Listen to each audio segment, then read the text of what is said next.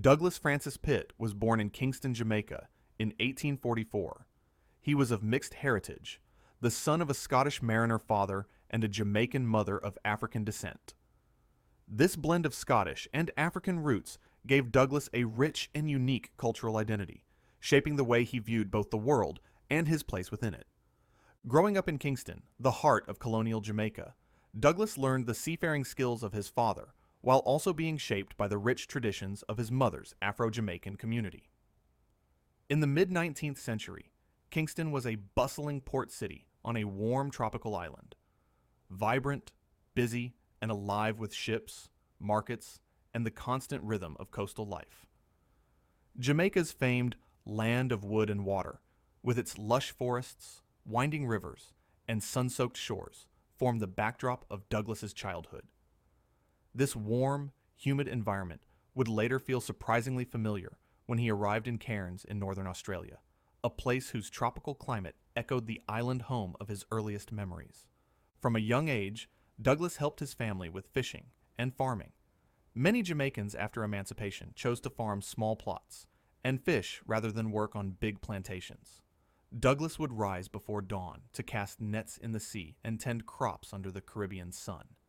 He grew up speaking English with the lilting Jamaican accent and possibly some local Creole phrases, while also hearing stories of Scotland from his father. His mixed cultural background meant he enjoyed Caribbean folk songs and stories that his mother shared, as well as the values of hard work and adventure passed down from his Scottish father. This blend of influences prepared Douglas for an extraordinary life journey that would eventually take him across the world to Australia. Life in Jamaica was vibrant but challenging. Douglas lived in a village near Kingston, where days were filled with fishing along the coast and farming in the green countryside. The island's turquoise waters teemed with fish, and he became an adept fisherman, casting nets, much like those used in Torres Strait, to haul in the day's catch.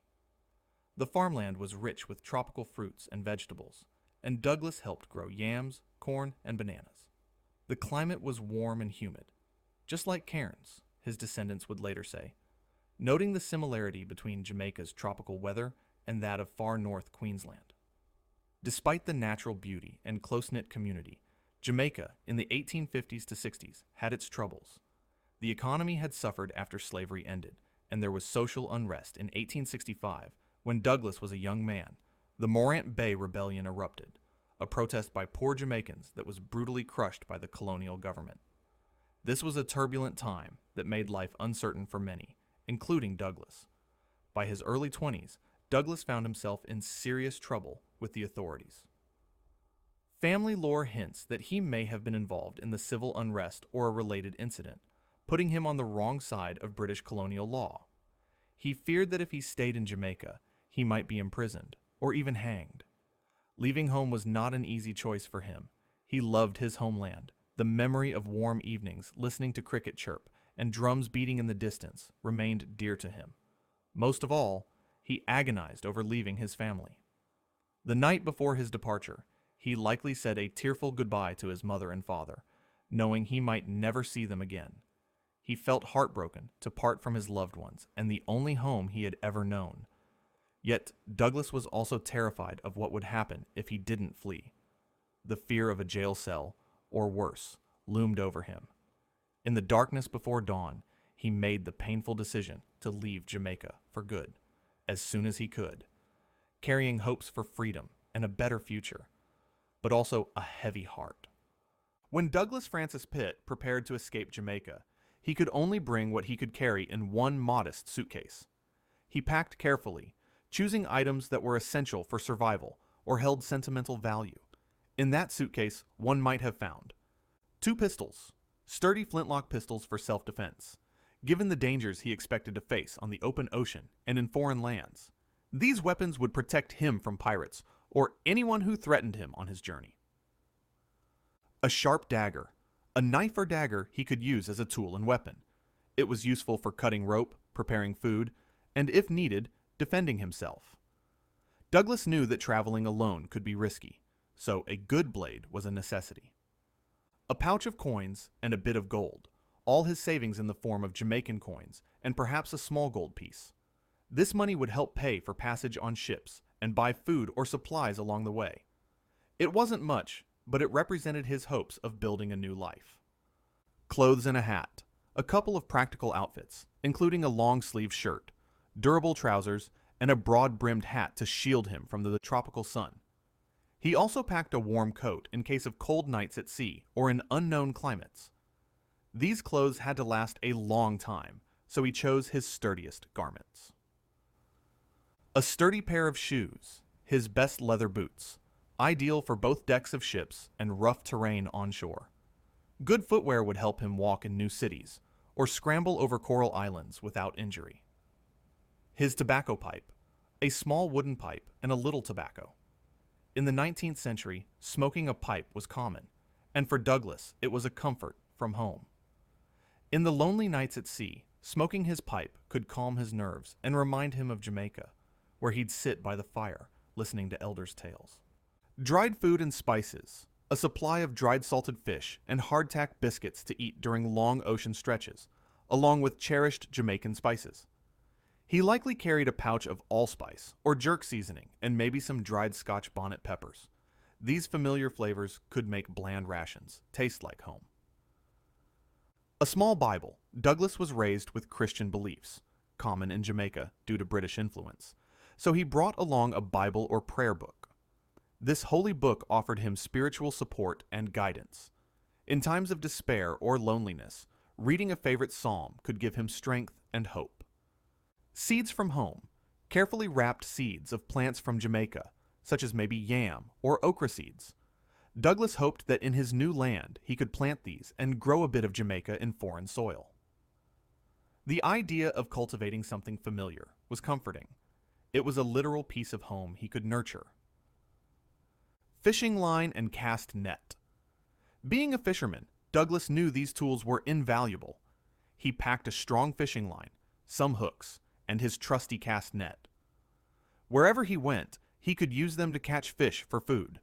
These not only ensured he could feed himself, but also might help him earn a living in a coastal community.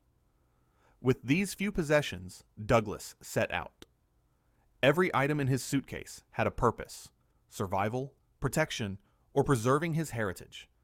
As he closed that suitcase and gripped it tightly, he was essentially packing his whole life into one bag, a humble bundle of clothes, tools, memories, and dreams for the journey ahead. Although Douglas left Jamaica behind, he carried his culture in his heart and sought to keep those connections alive in his new life. Jamaica's cultural practices and beliefs subtly accompanied him across the ocean. For instance, Douglas no doubt carried with him the music and oral traditions of his homeland. During long voyages or evenings in far-flung ports, he would hum the familiar melodies of Jamaican folk songs. These were tunes he learned as a child, perhaps lively mento songs or gentle lullabies his mother sang. Through music, he kept the spirit of Jamaica close, and he may have even taught a song or two to friends he made abroad, sharing a piece of his Caribbean heritage. Storytelling was another cultural thread that Douglas kept alive. Jamaica has a rich tradition of folktales, such as the Anansi spider stories from West African lore, that teach lessons about cleverness and resilience. Around campfires on Pacific islands, or while resting on the deck of a ship, Douglas would sometimes entertain others with stories from Jamaica, tales of wise tricksters and old African proverbs that he had heard in his youth. These stories not only reminded him of home, but also helped him bond with people of different backgrounds. The Pacific Islanders he met had their own rich storytelling culture, and by exchanging tales, they found common ground. Faith and spirituality formed another cultural connection. Douglas had been raised Christian. His very name, Francis, suggests perhaps a family church influence, and he held on to his faith during his trials. He read from his small Bible regularly, finding comfort in the familiar verses. His belief in God gave him hope during uncertain times and guided his moral compass. This faith also connected with the Torres Strait Islander communities later on, as many of them would embrace Christianity. Douglas's early support of the missionaries was partly born from his religious conviction, a value rooted in his Jamaican upbringing, where church and spiritual songs were important. Food was yet another way Douglas preserved his heritage. With the spices and seeds he brought, he tried to recreate a bit of Jamaican cuisine in the new lands.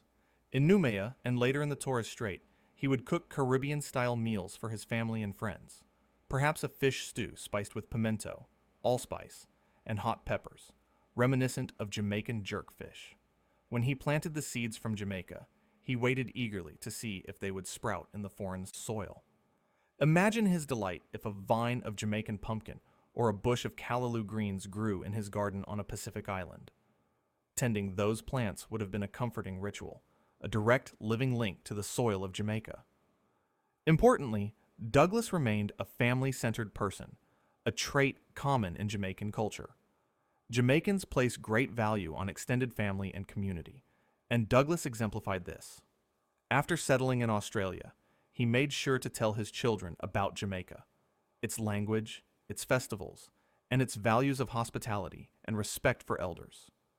He might have marked Jamaican holidays in small ways, for instance, quietly noting Emancipation Day each August 1st, which was a significant date in Jamaica's history.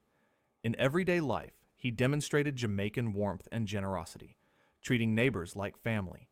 This helped him earn the trust and friendship of indigenous Torres Strait Islanders and other settlers alike, as they could see he respected community and kinship ties. In these ways, Douglas Francis Pitt wove the threads of Jamaican culture into the fabric of his new life. He may have been thousands of miles from Jamaica, but through music, stories, faith, food, and family traditions, he kept his heritage alive. This not only gave him personal comfort, but it also enriched the multicultural tapestry of his new home in the Pacific and Australia.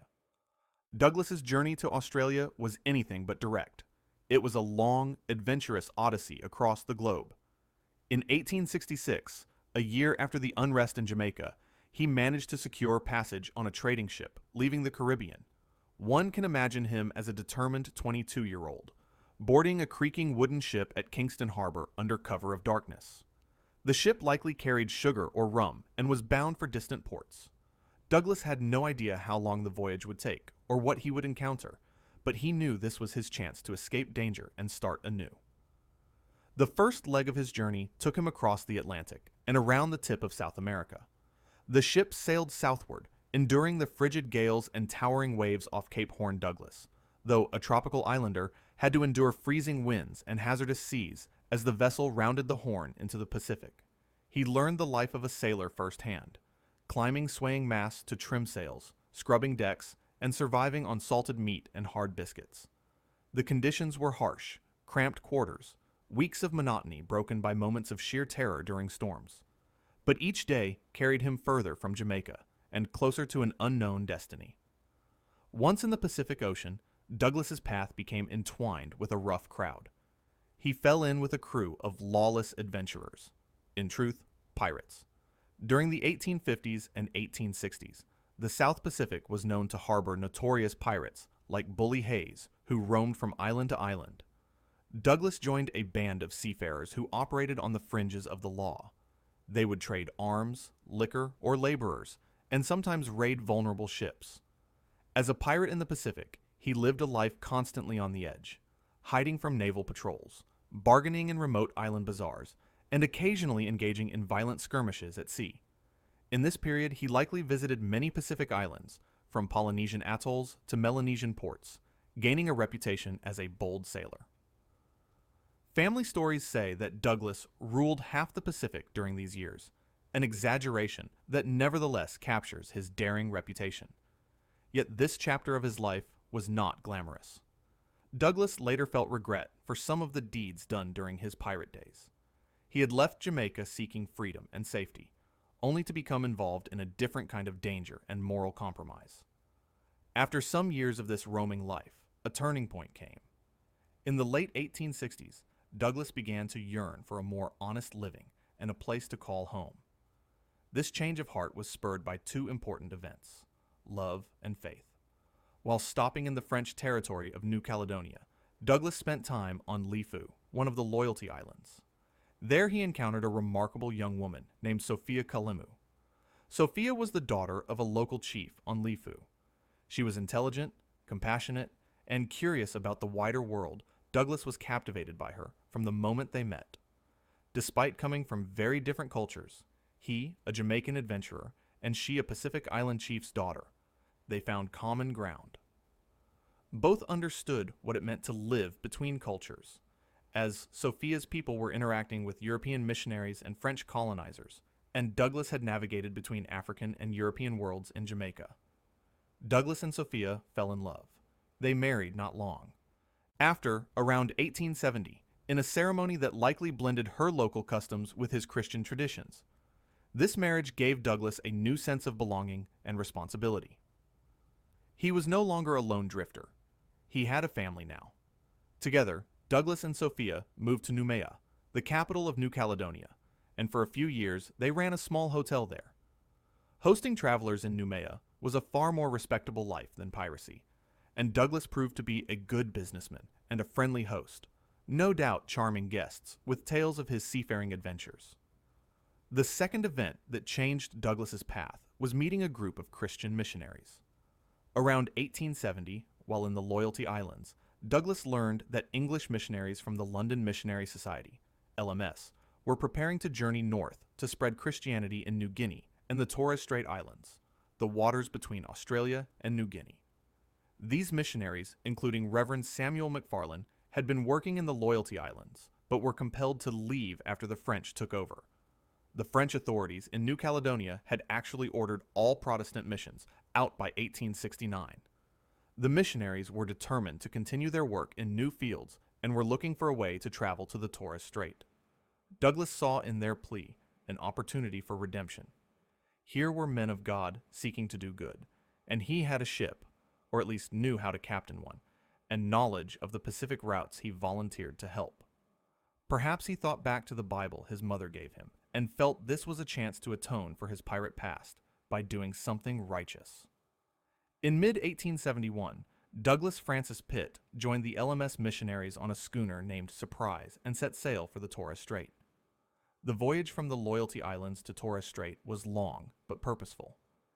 They navigated through the Coral Sea, and as they neared the Torres Strait Islands, Douglas used his experience and reputation to ensure a safe approach. On the 1st of July, 1871, the schooner arrived off the shores of Irab, Darnley Island, in the eastern Torres Strait. This moment would later be celebrated as the Coming of the Light, marking the introduction of Christianity to the Torres Strait. And Douglas Pitt was there. In fact, he played a key role. He had the honor of sailing with the first missionaries from Lifou, and using his influence to help them land peacefully on Darnley Island. When the ship anchored off Darnley, the islanders were naturally cautious. These were their first encounters with outsiders bringing a new religion. Douglas, with his dark complexion and island background, stood out from the typical European sailor. He stepped ashore alongside the missionaries as a friendly intermediary. It's said that he helped speak with the Torres Strait elders, assuring them that the newcomers meant no harm. Thanks in part to Douglas, the meeting between the missionaries and the island's leaders was friendly and calm. An island elder named Dabad welcomed the missionaries on shore, and no violence occurred. Douglas's presence and diplomacy were vital in building that initial trust. The islanders might have thought, here is a seafarer who is more like us than the white missionaries. He understands us. In that moment, Douglas must have felt a profound sense of purpose and relief. The boy from Kingston had come a long way, from running for his life to helping bring light to a new land. After that fateful landing, Douglas knew his life had turned onto a better path. He had literally and figuratively weathered the storm, leaving behind the life of a pirate to become a bearer of the light, the Christian message, alongside the missionaries. This journey to Australia had been long and filled with perils and surprises, but it finally brought Douglas Pitt to the place where he would build his legacy. Stepping onto Australian soil, or more precisely, onto the sands of a Torres Strait island, Douglas Francis Pitt began a new chapter of his life. The Torres Strait in the 1870s was a world away from Jamaica, yet in some ways familiar. It was a tropical archipelago of coral islands and azure seas, inhabited by Torres Strait Islander peoples who lived by fishing, trading, and gardening, not unlike the coastal life Douglas knew back in the Caribbean. Still, it was a new land with new challenges for him to face.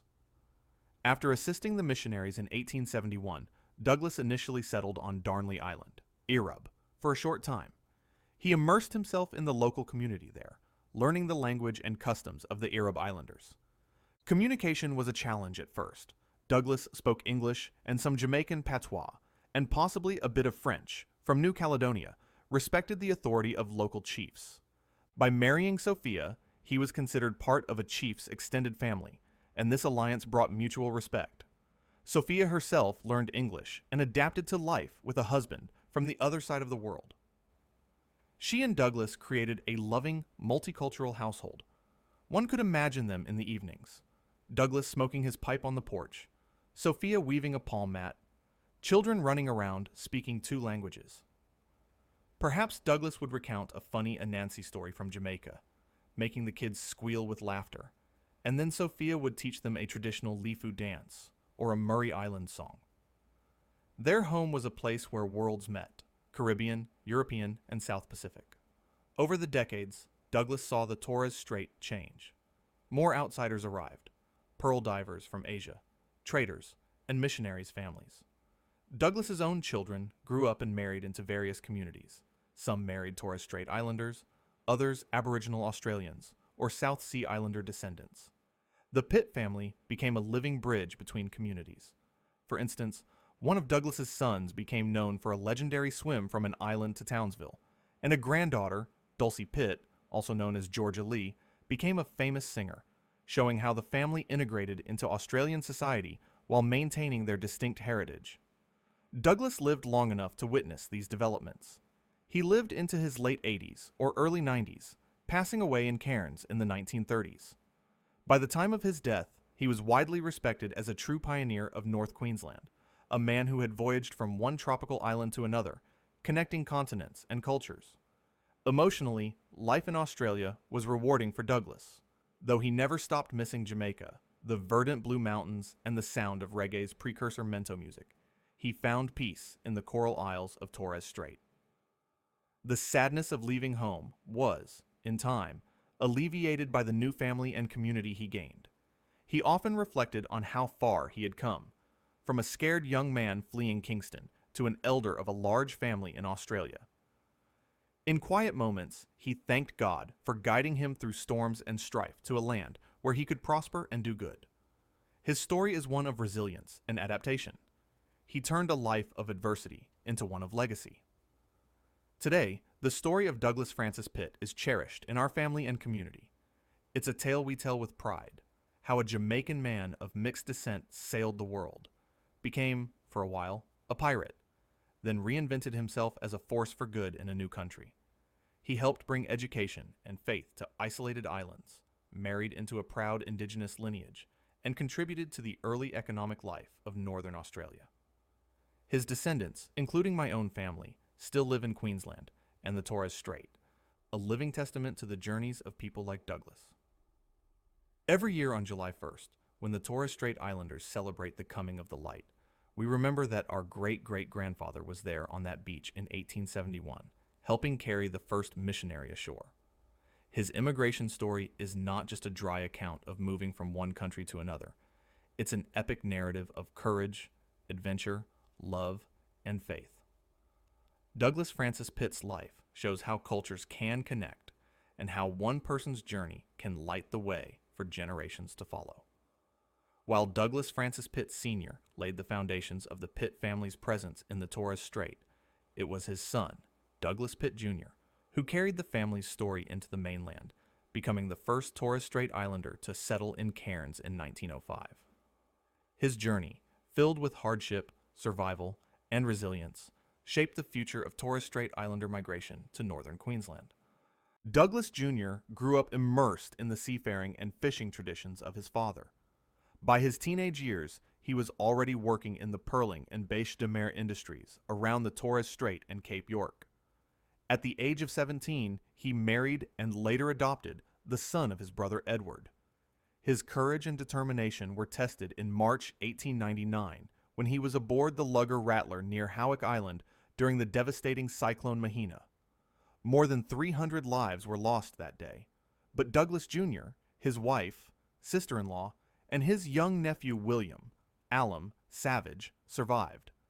They swam for 12 hours through rough seas to reach the mainland, while many of his crew, including his adopted son, were tragically drowned. This harrowing experience cemented his reputation as a man of extraordinary stamina and willpower. In 1905, Douglas Jr. sailed south with the pearling fleets and stopped at Yarrabah Anglican Mission, where he fell in love with Myra Kimball Hopkins. Myra was of Scottish, Chalkedoon, and Afghan heritage, and had been working at the mission as a teacher and manager of the children's home. Their relationship caused controversy because Douglas already had a wife and children on Darnley Island.